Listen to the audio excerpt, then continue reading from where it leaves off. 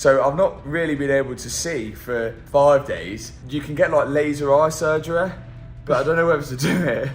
But it's like 99% successful, so. Imagine receiving a legally binding offer from one of the richest men on Earth to buy a crashed hypercar, not for profit, but to tear it apart in front of hundreds of millions. What if that car becomes the blueprint for a new kind of open-source hypercar, designed for everyone, not just the elite? Matt Armstrong stands at the center of a revolution that might end the monopoly of luxury car brands and give power back to the people.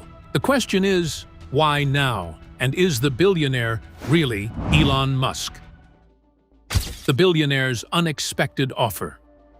Out of nowhere, Matt Armstrong received a legally binding offer that stopped him cold. A formal proposal from one of the richest men alive to buy his rebuilt Bugatti Chiron Pure Sport. This wasn't a casual inquiry or a simple fan message. It came hand-delivered by a legal courier, complete with clean, crisp paperwork and a cover letter outlining terms that seemed astonishing. The offer's price was not just generous, it was almost insultingly above any reasonable market value for a salvage-titled hypercar, even one with a Mansory body and a 2-year YouTube saga attached. This number made no financial sense in the usual collector world, where cars with clean titles and pedigrees rarely fetch such sums. Immediately, various theories flooded the internet. Was it a publicity stunt? Did the billionaire just want another flashy toy? Or was this simply a rich car enthusiast indulging his passion? Every theory flew out the window as the real reason revealed itself.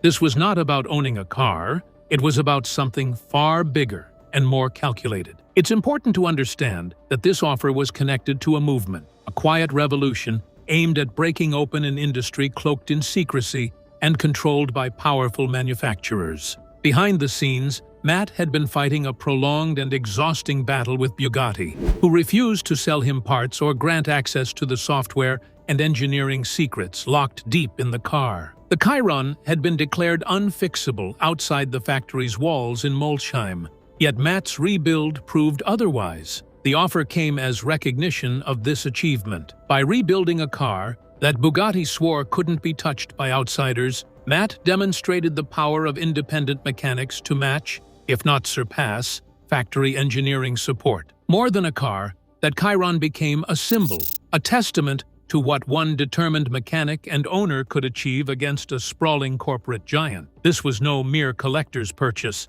The buyer already owned some of the rarest cars in existence and had no known interest in Bugatti as a brand. So why suddenly offer an absurdly high price for this specific Chiron? The answer lies in the buyer's career-long obsession with dismantling closed systems, industries protected by monopoly, secrecy, or outdated rules. Entrepreneurial and disruptive by nature, this billionaire has made a habit of breaking down barriers. Whether it was transforming the auto industry with electric cars, shaking up aerospace, or challenging social media giants, his goal has always been to open locked doors. With this offer, he saw an opportunity to do the same to the ultra-exclusive world of hypercars. The proposal was strategic from the start, dressed up as a simple offer to purchase a car, but hiding a far more profound intent. The price wasn't about financial gain. It was about gaining control of a powerful symbol in a very public fight. Matt hadn't just been offered money. He'd been handed a chance to fuel a revolution on a scale few had imagined. What followed next would reveal the real magnitude of this plan,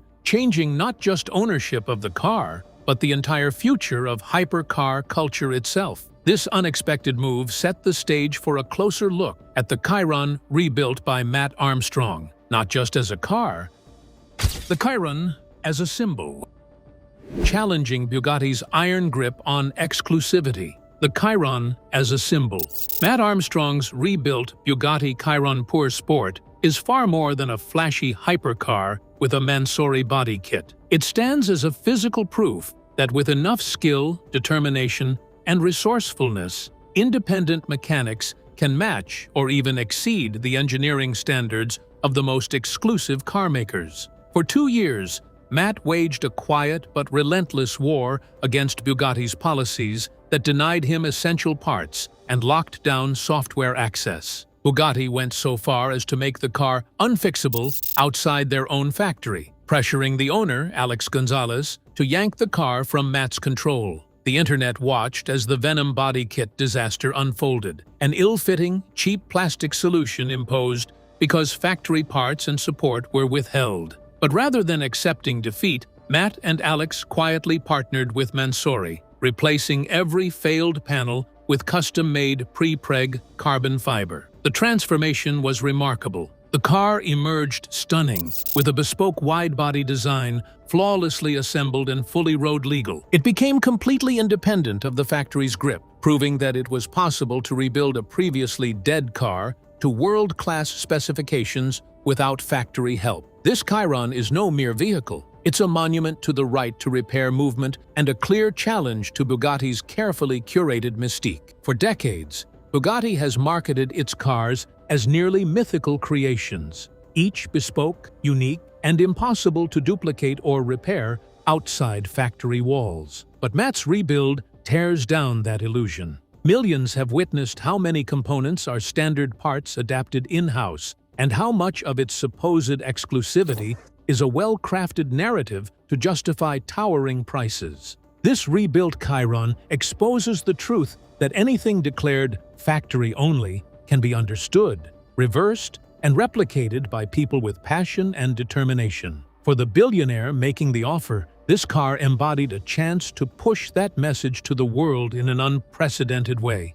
It was not a trophy to be hidden away, but a symbol to be wielded. To most car enthusiasts, this might look like just another supercar story, but beneath the surface, it's a pivot point where control and power in hypercar manufacturing begin to shift. Matt's hard-fought victory over Bugatti's restrictions proved that the untouchable facade could and would be broken.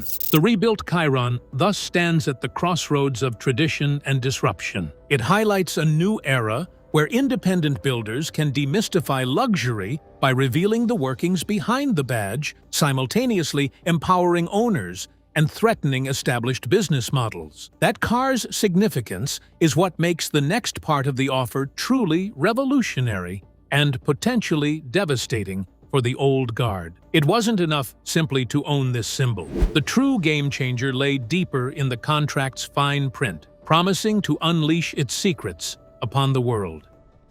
The secret clause, a public tear down. Hidden beneath the official language of purchase and transfer terms was a clause that shocked Matt's legal team, a requirement for a completely public, live-streamed teardown of the Chiron. The billionaire didn't just want to buy the car, he demanded the right to take it apart, bolt by bolt, in full view of the world's cameras alongside Matt himself. The goal was to broadcast the entire dismantling across every media channel and platform he controls, reaching hundreds of millions in a single event. This wasn't disguised as a private study or limited-release documentary. It was designed as a global spectacle to show, once and for all, that Bugatti's so-called bespoke engineering was largely a myth. Every suspension arm, fuel system, and electrical component would be examined and documented, revealing the real mix of custom and off-the-shelf parts that factories try to hide behind marketing poetry. For years, Bugatti has depended on information asymmetry, charging exorbitant premiums because owners don't know what's inside or how repairs really work. This event aimed to shatter that imbalance by openly sharing every detail, debunking the idea that these cars are indivisible works of art beyond comprehension. It's the same spirit that made Matt's earlier Veyron service video viral, exposing a 20,000 euro service could be done for just over 800 euros, all done again, but magnified to the scale of the entire car. The educational rationale given in the documents was transparency. The deeper reason was far more powerful. This teardown would serve as the single most persuasive weapon the right to repair movement has ever seen. It was a public challenge to Bugatti's exclusive control and a clarion call to mechanics everywhere. The spectacle was intended not just to show how the car works, but to dismantle the myth of exclusivity and mystery once and for all. This event would break down the barriers between factory and owner, revealing a practical, achievable blueprint for anyone with the skills and will to replicate. In short, the billionaire didn't want a car for his garage. He wanted a weapon, a symbol, and a viral explosion that would force the industry to reckon with a new reality. The teardown would transform the Chiron from a secretive luxury icon into a public teaching tool with the power to reshape the entire hypercar market. This wasn't just an event. It was the start of a revolution poised to spread knowledge and power on an unprecedented scale. Such an ambitious plan also included what would come next, something that could dismantle not just Bugatti's mystique, but the very model of closed luxury car manufacturing altogether. The unfolding story reveals how the right to repair could soon move from law books into real-world change fueled by a hypercar once thought untouchable. The right to repair movement. This bold plan to publicly dismantle and document the Chiron sits squarely within a broader global battle known as the right to repair movement. This fight is about more than cars. It challenges manufacturers' long-standing control over repairs, parts, and technical information. Many companies restrict access to repair manuals, software, and components, forcing owners to rely exclusively on authorized dealers. But new laws, especially in Europe, are changing this landscape by legally guaranteeing individuals and independent shops the right to fix what they own. The movement has gained momentum because ordinary owners and small mechanics want freedom from inflated repair costs and monopolized parts markets. It sees the control factories hold as unnecessary gatekeeping, protectionism dressed as safety and quality concerns. Matt Armstrong's Chiron project is a perfect example of this clash. A world-class machine kept under tight lock and key suddenly laid bare to anyone willing to learn. What makes the billionaire's involvement particularly powerful is his understanding of this movement's potential. He's backing not just a teardown, but the creation of a fully open-source database where every detail of the Chiron's engineering will be publicly accessible.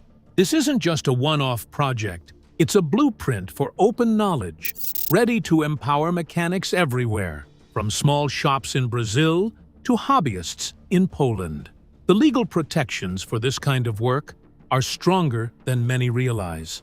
The European Union's right to repair directives explicitly safeguard independent operators' access to repair information and the ability to document their work.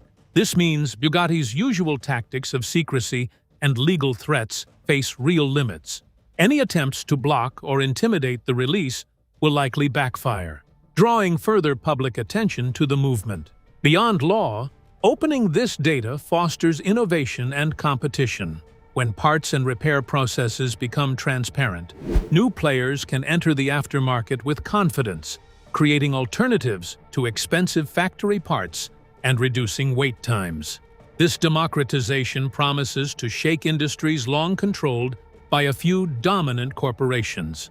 The cultural impact will be equally profound. For decades, manufacturers like Bugatti have cultivated a mythos of exclusivity, cars as untouchable works of art that only authorized hands could repair. This project will shatter that illusion. By showing the public the nuts and bolts, it shifts hypercars from objects of mystery to machines anyone can understand. However, the movement doesn't seek to destroy quality or safety, but to rebalance power toward owners and independent workshops. It believes that transparency drives better maintenance, more options, and ultimately, a stronger bond between people and their vehicles. Matt's role as narrator and expert guide in this project lends it credibility. He's already proven his skill by rebuilding this very car without factory support. His voice ensures this isn't just theory. It's practical, proven knowledge made accessible worldwide. The arrival of this teardown and open data set the stage for the next challenge. What happens after the car is torn down and mapped in minute detail? From destruction comes creation. Radical ideas take shape when old barriers fall away. Building an open-source hypercar. The final pages of the offer outlined a vision that goes far beyond just dismantling a single car. After the public teardown, the billionaire proposed to rebuild the Chiron, but not as a Bugatti. This would be the prototype for a completely open-source hypercar platform designed and documented so that anyone anywhere could build their own version using off-the-shelf parts. This idea flips the traditional industry model on its head. Rather than guarding blueprints and keeping designs locked away, this project would give away every detail for free. Independent builders, startups, or even passionate individuals could download the plans, source components locally, and assemble a hypercar without relying on expensive factory parts or licenses. The scale of this democratization can't be overstated. The Chiron, one of the most exclusive and expensive supercars in existence, would become the seed for 1,000 or more vehicles accessible to the wider public. This would open the door for creativity, competition, and collaboration like never before in high-performance automotive design. Matt Armstrong, as the man who already rebuilt this car from scratch, would be the public face of this new company. His reputation adds legitimacy, showing that these ideas aren't just theoretical. They can be executed by skilled mechanics outside traditional factory hierarchies. The project promises to make Bugatti's closed system obsolete by proving a new way forward. One where hypercars aren't locked behind corporate walls, but belong to a community of builders and owners. This could establish an entirely new industry segment, leveraging transparency and collective knowledge rather than secrecy and exclusivity. The open-source hypercar also carries symbolic weight. It connects to a broader shift in technology where open platforms disrupt monopolies, from software to electronics, and now to automobiles. It champions a future where innovation thrives on sharing rather than hoarding information. While this idea might seem radical or even dangerous to traditional manufacturers, it reflects a larger cultural change demanding more ownership and agency from consumers.